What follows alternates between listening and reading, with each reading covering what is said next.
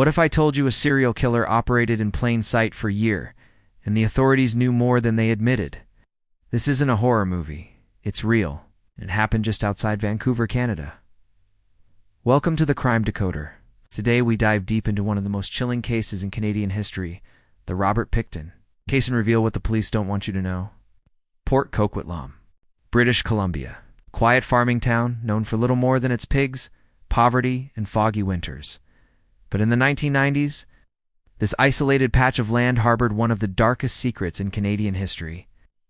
Behind the wire fence of an unkempt pig farm, a serial killer stalked his victim undetected. For years, it was called many names: the pig farmer, the butcher. But his real name was Robert William Pickton.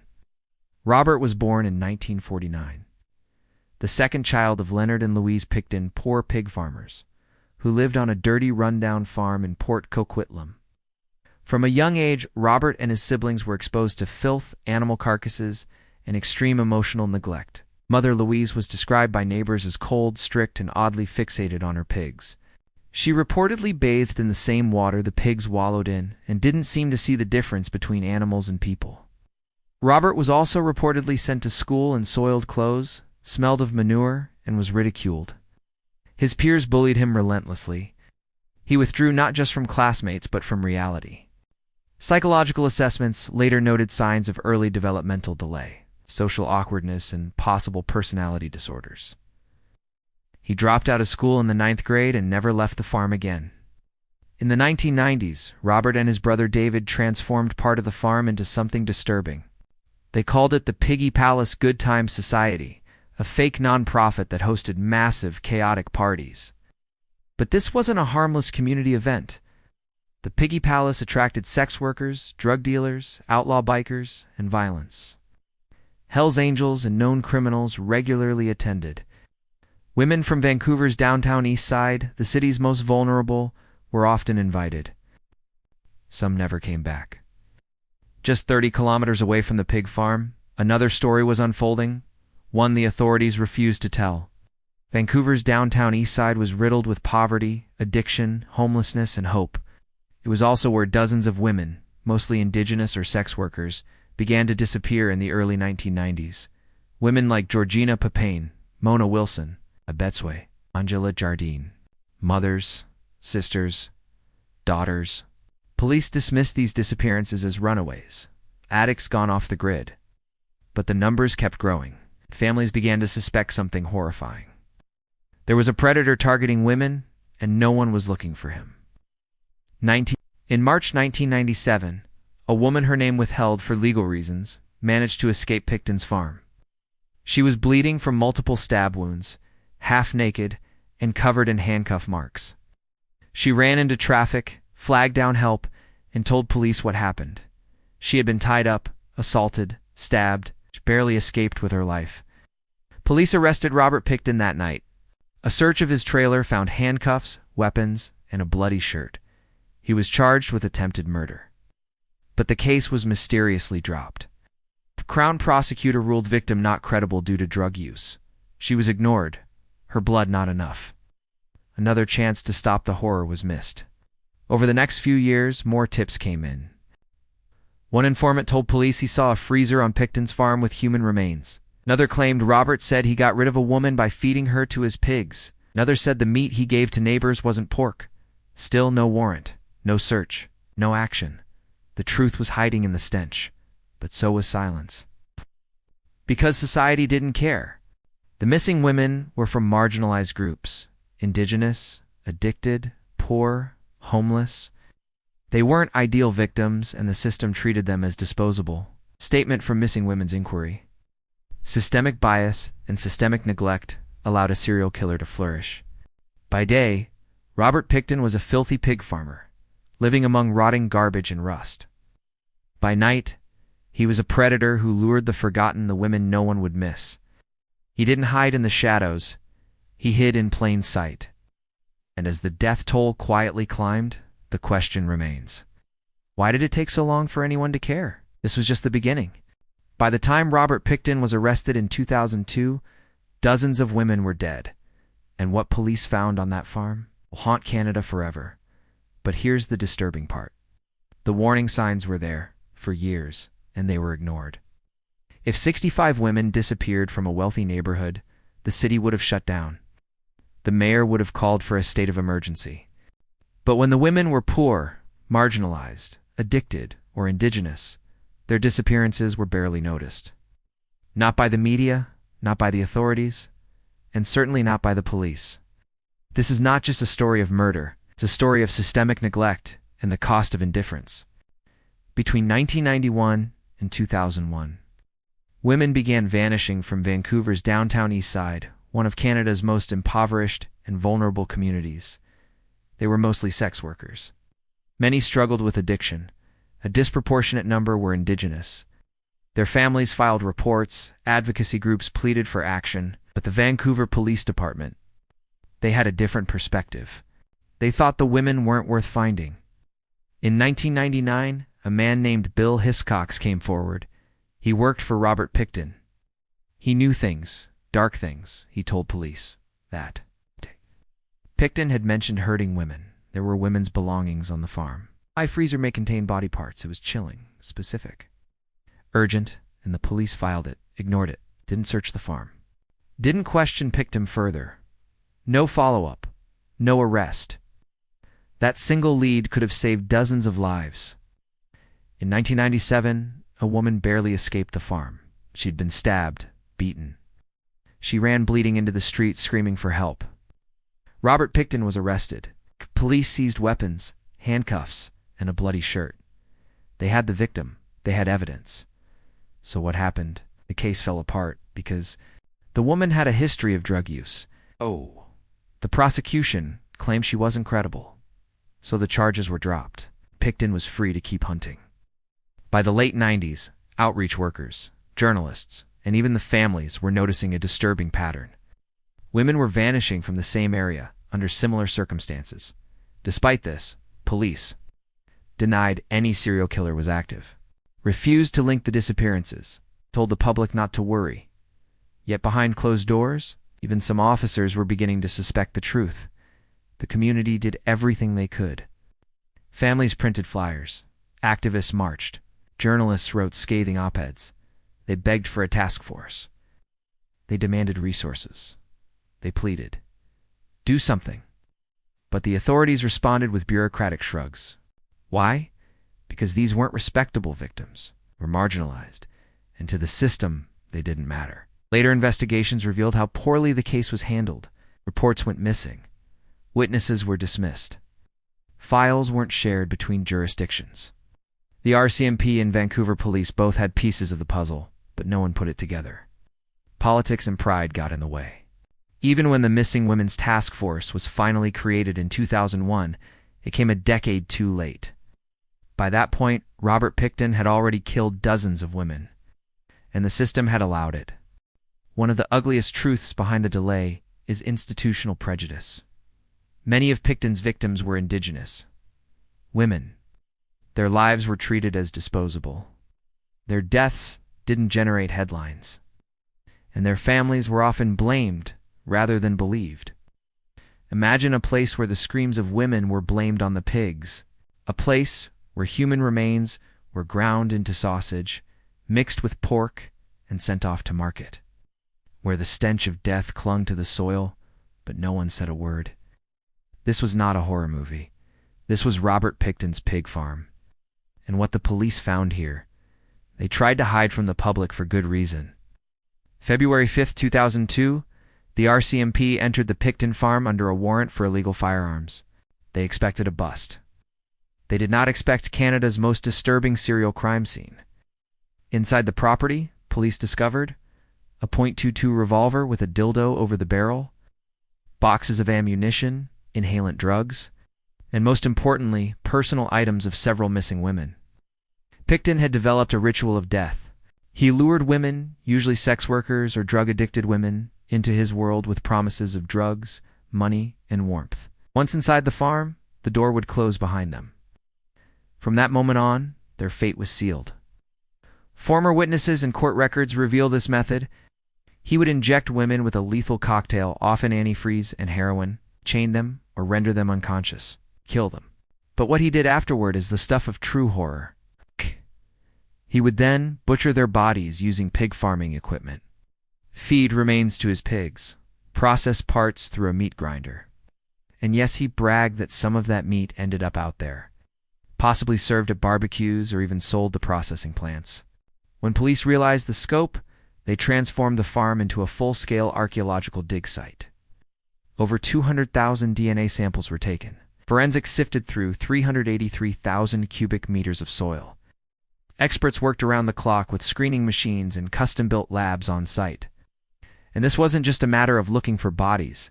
Pickton dismembered most of his victims, but they found skulls sawed in half, jawbones with teeth still intact, finger bones, some with rings still on, even entire heads in buckets, but they weren't whole. Many remains were unidentifiable, destroyed, scattered, or fed to pigs. While in custody, Pickton was placed in a cell with an undercover officer. Believing he was talking to another inmate, Pickton boasted, "I was going to do one more, make it an even 50. That confession was recorded, but it wasn't shown to the public during his trial. Why?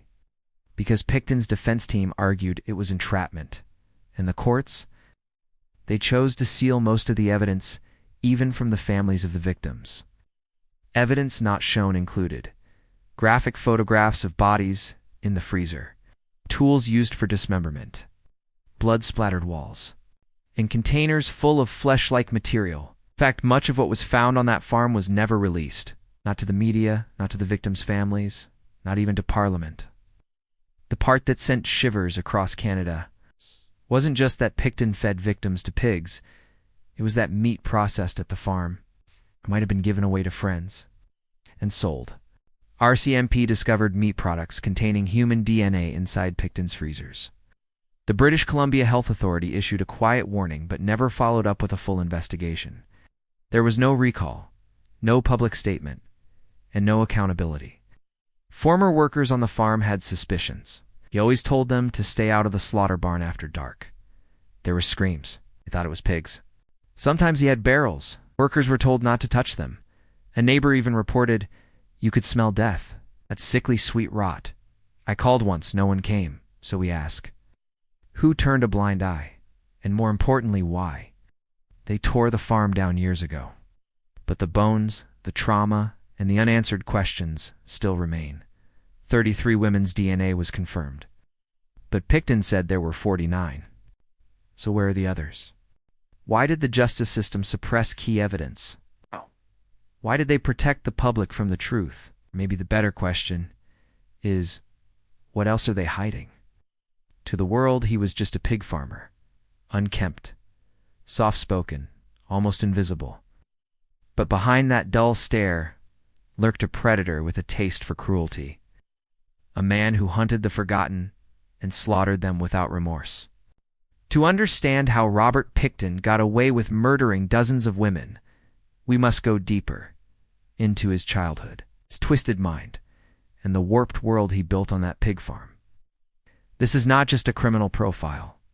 This is the anatomy of a psychopath in plain sight. Robert William Pickton was born in 1949 in Port Coquitlam, British Columbia, into a family that was more horror story than household. His mother, Louise Pickton, was a dominating and grotesque figure. Locals described her as smelling of death. She bathed, rarely wore men's clothing, and seemed to value pigs more than her own children. The home was filthy. Animal remains, blood, and the stench of rot were part of daily life. There were no bedtime stories, only butchery, obedience, and silence. One story stands out. Young Robert was sent to clean the carcass of a pig. Instead of doing the chore, he crawled inside it and fell asleep. The family didn't bat an eye. This wasn't mischief. This was conditioning. From an early age, Robert was learning one thing: life was disposable. Another chilling moment. His brother David accidentally ran over a classmate. Their mother instructed him to drag the body into a ditch and cover it with manure. That boy's death was ruled an accident. No charges, no investigation. And Robert, he watched and learned. As Robert grew older, the trauma didn't fade.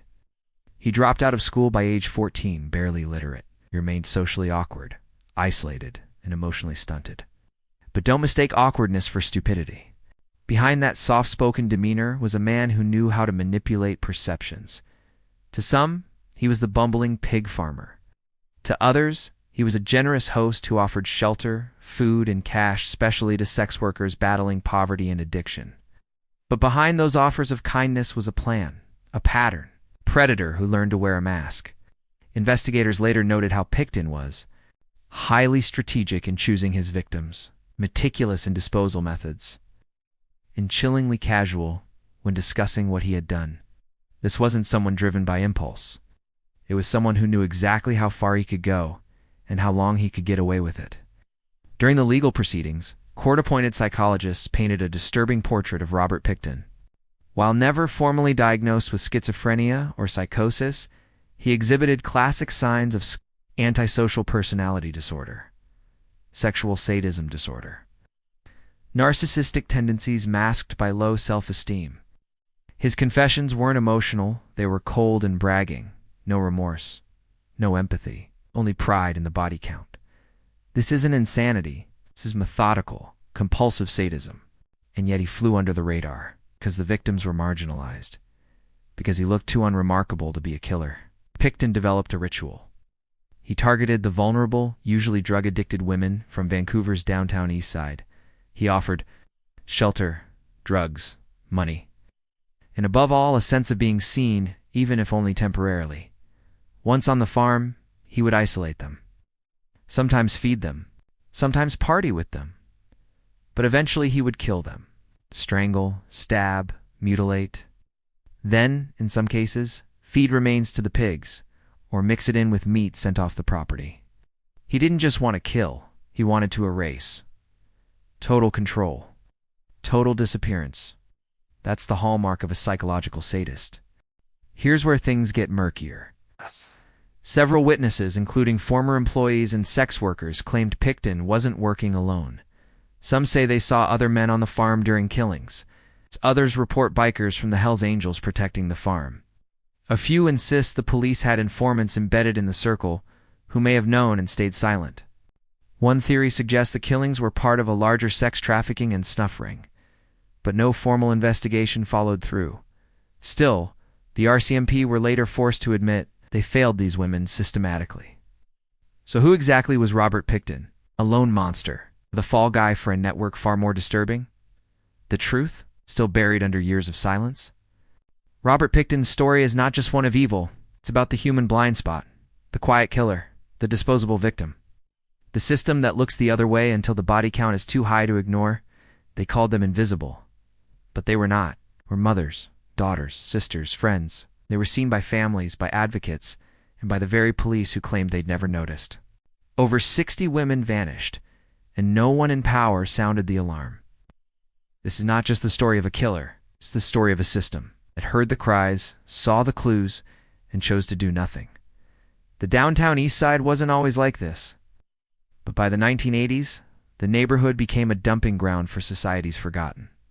Crumbling buildings, open drug use, sex work just to survive. Between 1983 and 2002, over 60 women vanished from this 10-block radius. Most were indigenous. Most were involved in survival sex work. All were vulnerable. Year after year, posters went up. But there were no press conferences, no Amber Alerts, no media frenzy. Just silence. And as families searched alleyways and morgues, the system stood still. In March 1997, a woman terrified, bleeding, handcuffed burst from Pickton's trailer. She had been stabbed multiple times and left for dead. She survived, she told police. She named Pickton. They arrested him. He seized bloody clothing, restraints, a key that fit the handcuffs she was found in. Charge, attempted murder. But then, the case was dropped. The woman's credibility, the police claimed, was compromised by her drug use. The evidence was there. The testimony was detailed. Pickton walked free because she didn't fit the system's image of a credible victim. The calls kept coming. In 1999, a man told police that Pickton had bragged about killing women, rendering their bodies and feeding them to pigs. Nothing. No search. No charges. Every chance to stop him was wasted. Why weren't they believed? Why wasn't there outrage? These women were considered disposable, poor, addicted, indigenous. sex workers. In the eyes of the public and the system, they had made themselves unworthy of protection. They weren't missing. They were forgotten. This wasn't just negligence. It was structured indifference rooted in racism, sexism, and classism. Only in 2001, under immense pressure, did police form Project even-handed a task force to investigate the missing women. By then, activists had been begging for help for a decade. Community boards were already listing suspected serial killers when the RCMP finally acted. They soon revisited Pickton. In February 2002, a firearms warrant was executed on his farm. What they found would horrify the nation. Blood, personal effects, DNA, body parts. But let this sink in. He was almost caught 5 years earlier. How many lives could have been saved? In 2010, after national shame and public pressure, the Missing Women's Commission of Inquiry was launched. Its findings were devastating. A complete failure to recognize a pattern. A disregard for women at risk. The failure of the Vancouver police and the RCMP to properly investigate the disappearances of these women is nothing short of an institutional betrayal. But here's the most chilling part. No officer was charged. No chief resigned. Not a single person in power lost their job. The justice system remained intact, even as families were left to pick up the pieces. A choice to see certain lives as unworthy of saving. And if the system can ignore 60 women, how many others are still out there unheard? To this day, at least 6 DNA profiles found at the farm remain unmatched. These women never identified. Their families never notified. And yet Pickton was only charged with 6 murders. Why? Because authorities feared a longer trial would cost too much. Justice had a price tag, and many victims were left out of it. In 2010, the farm was torn down, erased from the landscape. No sign remains, no official memorial stands, but the land remembers, the families remember, and the questions remain. What really happened at that farm? Who else knew and said nothing? Why weren't we told everything? The courtroom was packed. Cameras flashed. Ow. Protesters stood outside holding signs with faces of the missing. The world waited to hear the truth, to see justice done. But what happened inside that courtroom would leave a deeper scar, not because of what was said, but because of what was left out. This wasn't a trial about 49 women. It wasn't even a trial about murder. This was a trial of limits, of convenience, of damage control. And for the families of the missing, it was another betrayal. Robert Pickton was charged with 26 counts of first-degree murder, but only 6 were brought to trial. Why? Because prosecutors claimed it would streamline the process. Instead, focusing on 6 would be quicker, cheaper, and easier on the jury. They didn't want the public to see the full horror of the case. The victims were no longer names. They were numbers on a file, sorted by legal strategy, not human value. The defense painted Pickton as a dull man, barely literate, socially inept, and incapable of complex planning. Their goal? Create reasonable doubt. But here's the twist. Pickton himself gave multiple confessions, some to undercover cops, some on tape. But what's worse, Pickton hinted at others being involved.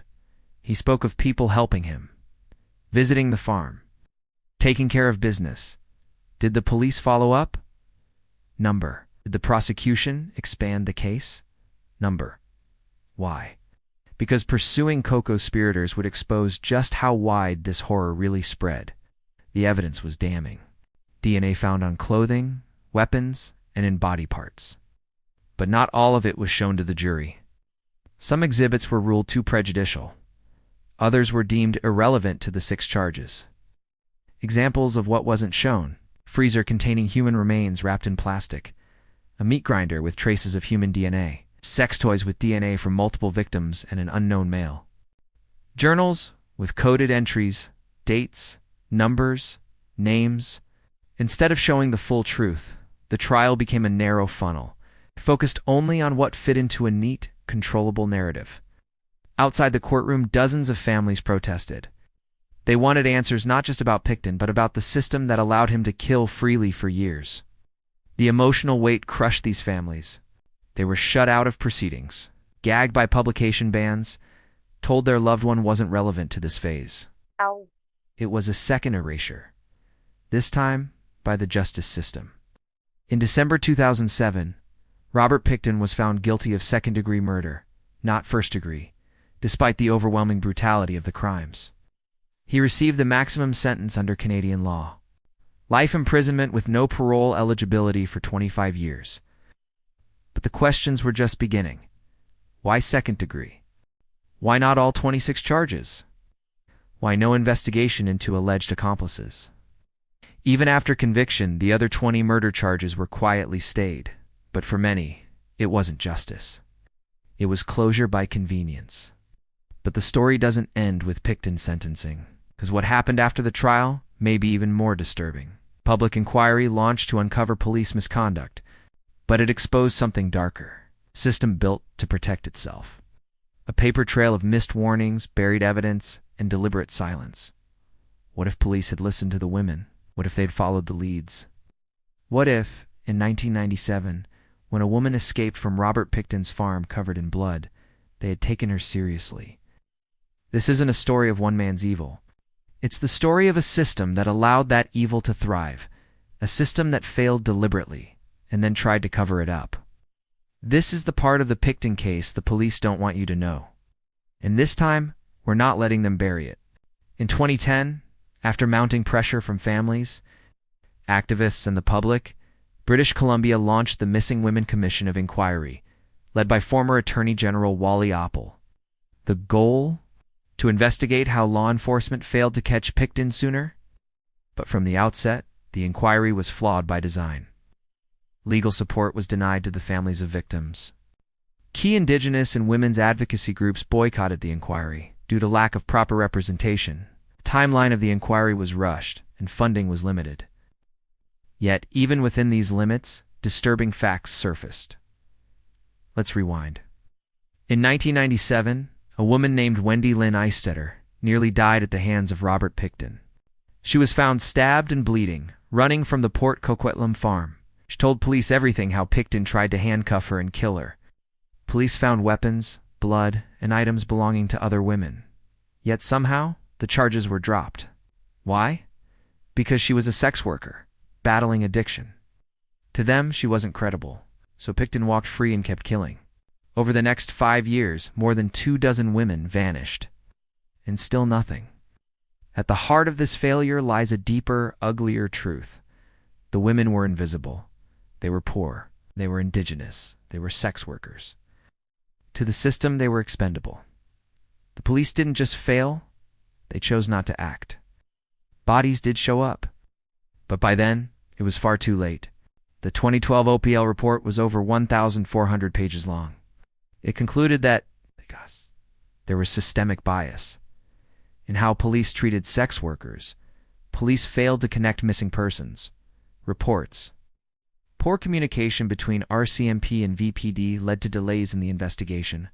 Families were marginalized, ignored, or outright disbelieved. But here's the twist. No officer was charged. No one was demoted. No one lost their job. It called for policy changes, more outreach services, and better training. But for families of the 49 known victims, and likely many more unknown, reform wasn't enough. They wanted names. They wanted accountability. They wanted truth. Despite the inquiry, despite the headlines, many facts remain classified. Files are sealed, reports redacted, internal memos have disappeared. And perhaps most shocking of all, law enforcement still refuses to classify Pickton's victims as official homicide cases for many of the missing. It's as if the women disappeared from life and from the record books. They killed her once, and then erased her. This isn't just a tragedy, it's a cover-up in plain sight. The kind where silence protects the powerful, where apologies replace action, and where no one is held responsible. Robert Pickton was the monster, but the system fed him, and when it was over, it protected itself, not the victims. The police don't want you to know that they could have stopped him. They don't want you to know that they were warned. They don't want you to know that they chose not to act. And they certainly don't want you to remember the women whose names still aren't spoken, for every woman still missing, for every family still grieving, for every system still broken. Speak their names.